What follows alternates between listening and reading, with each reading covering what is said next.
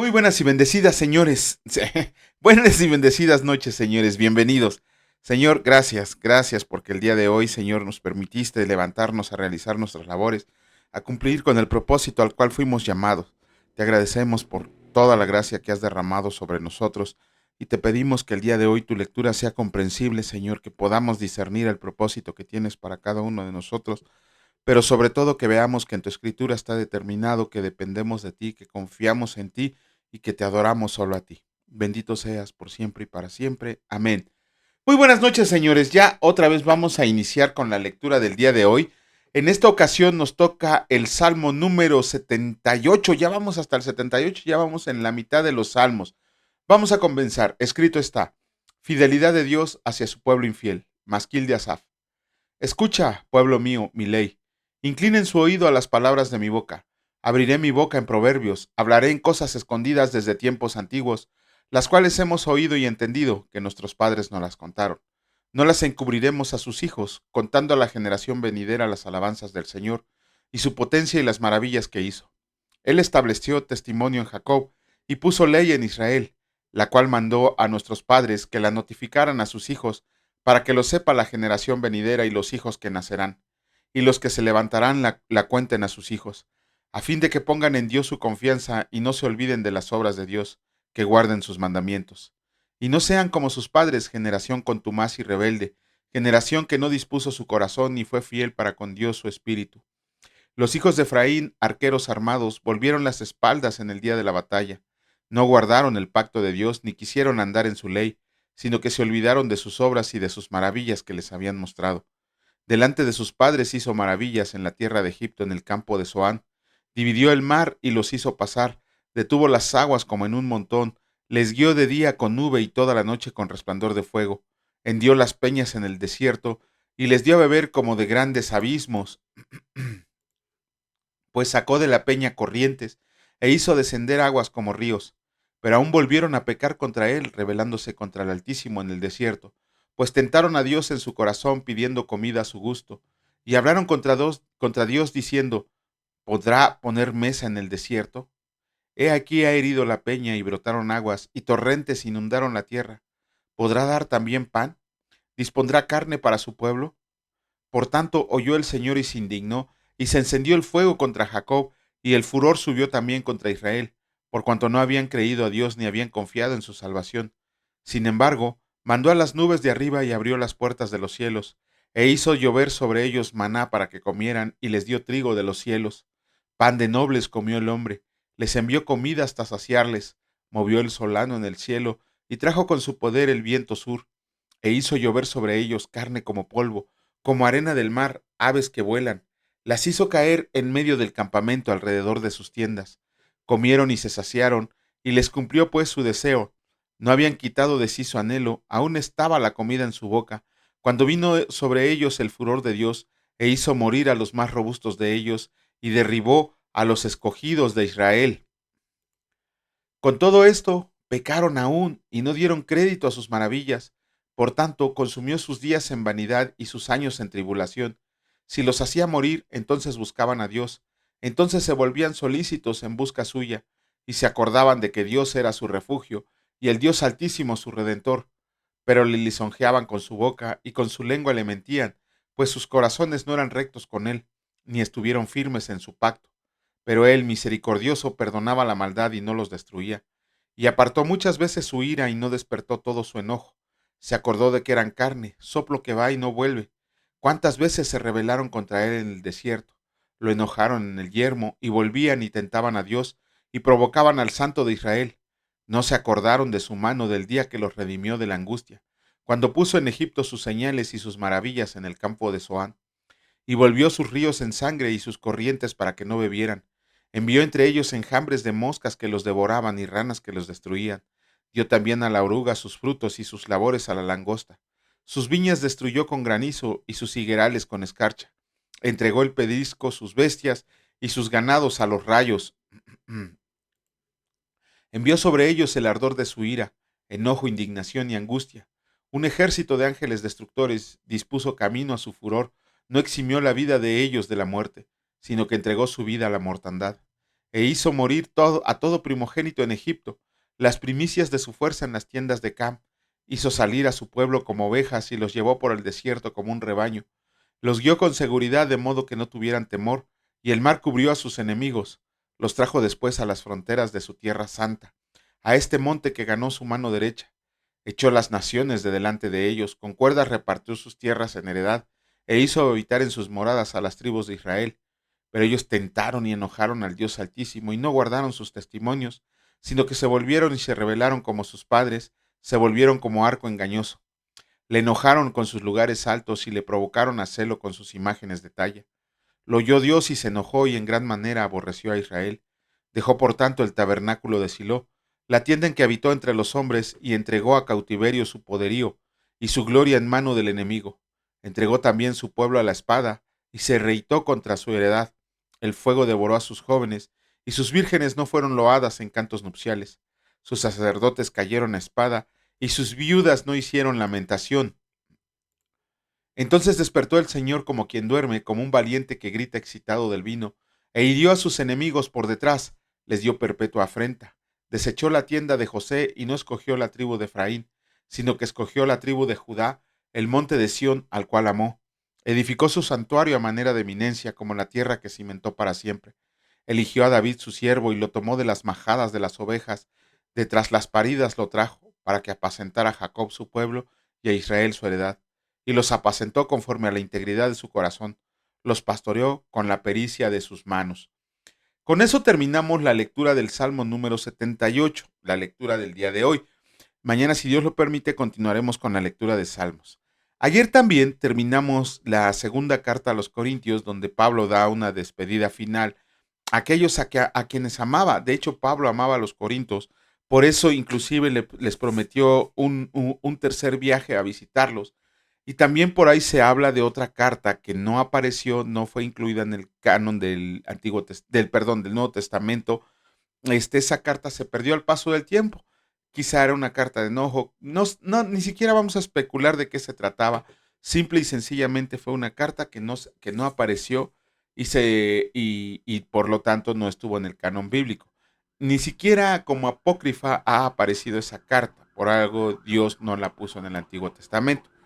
Hoy comenzamos con la lectura del libro de Romanos, de la carta a los Romanos. Y como siempre, vamos a hacer una pequeña introducción a lo que significa la carta a los Romanos.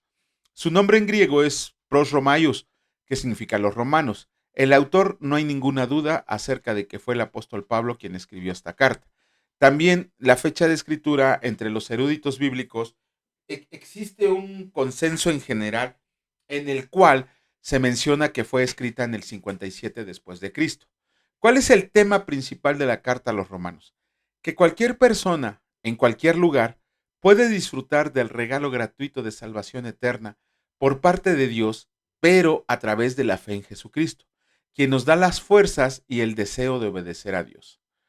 Esta carta a los romanos es considerada por muchos estudiosos, por muchos eruditos bíblicos, como la más grande obra del apóstol Pablo, bueno, como la más grande obra, como en la que explica muchas cosas. Estaba dirigida a los romanos, ¿no? Imagínense, los romanos enemigos del pueblo de Israel. Ajá. Esta carta explora la importancia crucial del sacrificio perfecto que cubre y cubrirá definitivamente el pecado de toda la humanidad, absolutamente de toda la humanidad. Es una presentación sistemática de toda la doctrina bíblica. Toca infinidad de puntos en sus capítulos el libro de Romanos y nos da unas clases maravillosas de conocimiento bíblico, de conocimiento teológico, de conocimiento soterológico, refiriéndonos a Jesucristo, y de todos los temas nos da una embarrada y una embarrada muy buena. Ajá. En esta carta se tocan temas trascendentales, trascendentales, como la salvación y la fe, pero va mucho más allá de ser un tratado teológico. ¿Por qué? Porque es una exhortación práctica de cómo vivir en una obediencia gozosa. Ajá. Nos enseña que las buenas nuevas de Jesucristo son mucho más que hechos para creer, ¿no? Estas buenas nuevas incluyen una abundante vida para vivir, una vida de justicia y rectitud que conviene y dignifica a todos aquellos que hemos sido elegidos para justificación, ¿no? A todos aquellos que hemos sido justificados delante de Dios aceptando aceptando el sacrificio de Jesucristo. Por increíble que parezca, si ustedes han oído hablar de la reforma de Martín Lutero era un sacerdote jesuita. Ajá, digo, si alguien alguna vez se ha dedicado a investigar su biografía, nos vamos a dar cuenta que Martín Lutero era un sacerdote católico jesuita. Ajá, muy apegado a la fe, estudiando y todo. Sin embargo, cuando tenía años de estudio del conocimiento teológico que impartía la doctrina bíblica, se le ocurrió leer el Nuevo Testamento.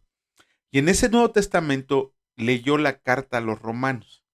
Por medio de la carta a los romanos, Martín Lutero se dio cuenta que los rituales religiosos y las buenas obras no traían salvación, que la salvación solo era por gracia de Dios, pero depositando la fe en la gracia inmerecida del Señor, una gracia inmerecida que nadie merece. Entonces vemos que esa fe se traduce en gracia de Dios. Martín Lutero está considerado por la Iglesia Católica como el más grande hereje de todos los tiempos, de toda la historia. Sin embargo, también tenemos que tener en cuenta que Martín Lutero no inventó el cristianismo. Eso es para ignorantes, ¿no? Y me refiero tanto a cristianos como católicos diciendo que Martín Lutero inventó el cristianismo. El cristianismo existe desde el día de Pentecostés. De hecho, ahí en Hechos podemos leer que en Antioquía se les llamó cristianos por primera vez a los seguidores de Cristo. Ajá. De hecho, Martín Lutero, gracias a la lectura tan solo de la carta a los romanos, inició una reforma en la cual clavó 95 tesis en una puerta de una iglesia alemana, se enfrentó a la jerarquía católica, estuvo condenado a morir en la hoguera, fue salvado por Erasmo de Rotterdam, quien tiró toda su colección de cositas católicas que tenía y que después ayudó a que Martín Lutero tradujera la Biblia. Bueno, él no, sino que por encargo de Martín Lutero, la Biblia se tradujera al alemán y de ahí se empezó a conocer la Biblia en todo el mundo. La Biblia antes solo era escrita en latín y solo tenían derecho a leerla los sacerdotes católicos. Ninguna otra persona podía leerla. Fue cuando Martín Lutero tuvo la grandiosa y genial idea de traducirla al alemán y que esa Biblia empezó a ser leída por todos, fue cuando muchos sacerdotes y mucha gente empezó a volverse a la fe verdadera, a la gracia de Dios, ¿no? A la gracia inmerecida del Señor. En esta carta, Pablo comienza exponiendo la necesidad de obedecer al Señor con amor y con humildad, y que solo es a través del Señor Jesús que recibimos vida eterna y gracia para cada circunstancia que enfrentamos, pero que solo cuando llegamos al punto de reconocer la necesidad de un Salvador, nunca vamos a poder apreciar cuán grande es el regalo de la gracia que nos ha dado Dios.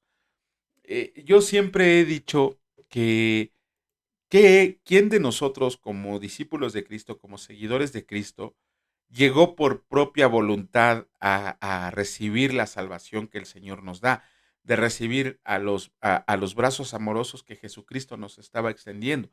No conozco a ninguno que haya dicho yo llegué ahí, yo busqué al Señor. De hecho, inclusive anticipándose a eso, nuestro Dios y Salvador dice que en su palabra nadie buscó a Dios, y sin embargo Jesucristo primero vino a buscar a las ovejas que se habían perdido y después vino a buscar a todas las demás ovejas. Ahí es cuando nos damos cuenta de la importancia del regalo de salvación que Jesucristo nos ofrece y cómo nosotros no podemos hacer absolutamente nada para obtener la salvación e irnos al cielo.